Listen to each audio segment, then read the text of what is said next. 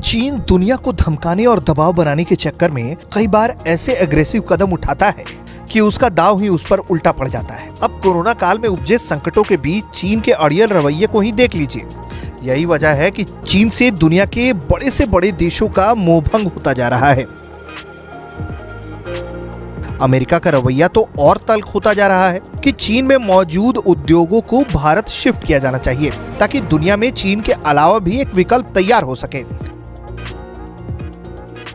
India today group से खास बातचीत में ये बातें अमेरिकी कांग्रेसमैन और विदेश मंत्रालय की उप समिति के सदस्य टेड योहो ने कही है। टेड योहो ने कहा है कि अमेरिका की पहली नीति यही है कि अपने जैसी मानसिकता वाले देशों को अपने साथ रखो। अमेरिका एक प्लान बना रहा है कि कैसे चीन से अपने उद्योग निकालकर भारत में वो स्थापित करे। साथ ही जो उद्योग अमेरिका लौटना चाहते हैं उन्हें वापस भी बुलाया जाए। टेड ने बताया है कि इसका ताजा मामला यह है कि जब पूरी दुनिया को सबसे ज्यादा पीपीई की जरूरत थी तब चीन ने अपने हाथ खड़े कर दिए थे। इससे पूरी दुनिया की सप्लाई रुक गई। टेड योहो ने बताया कि इसके बाद हमने आपके राजदूतों से बात की। उन्हें बताया कि क्यों ना चीन से इंडस्ट्री शिफ्ट करके भारत ले आया जाए। टेड ने कहा है कि हम चाहते हैं कि भारत जैसे दूसरे सहयोगी देशों में भी हम अपना उद्योग स्थापित करें। इससे चीन का वर्चस्व खत्म होगा और हमें कई विकल्प भी मिल जाएंगे। भारत में प्रधानमंत्री मोदी ने मेक इन इंडिया कार्यक्रम चला रखा है। ऐसी हालत में अगर इंडस्ट्री चीन से उठकर भारत आती है तो उसे बड़ा निवेश मिलेगा।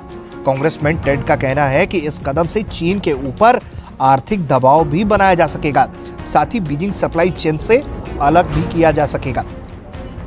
टेड का कहना है कि तब हम अपनी इंडस्ट्रीज को खास तौर से लाइव स्टॉक और एपीआई भारत और उस जैसे सहयोगी देशों में स्थानांतरित करेंगे। इससे चीन के राष्ट्रपति शी जिनपिंग और कम्युनिस्ट पार्टी के ऊपर आर्थिक दबाव बनाने में काफी मदद मिलेगी।